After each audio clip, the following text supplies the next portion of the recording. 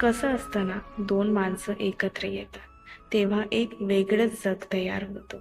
त्या जगात फक्त ते दोघेच असतात. त्यांच्या भावना, त्यांचे हसू, त्यांचे रुसवे-फुगवे. ते जग खूप सुंदर आणि खास. पण मग अचानक त्या जगात एक तिसरा माणूस येतो. तो आला की ते जग हळूहळू, हळूहळू विरघळायला लागतं. जी नजरेची भाषा होती ती आता कळत नाही.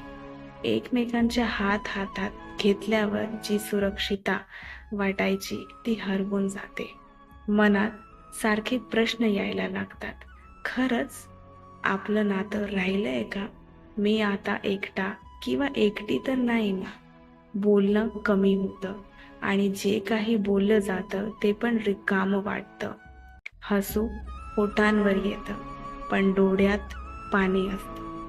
तिसरा माणूस नात्यात आला की विश्वासाचा दोर कापला जातो. तो दोर एकदा तुटला की तो परत जोडता येत नाही आणि जोडला तरी त्याची गाठ कायम दिसते.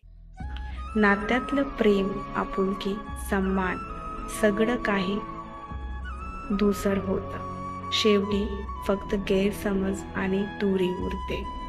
खरं सांगायचं तर काही नाती फक्त दोघांसाठीच बनलेली असतात.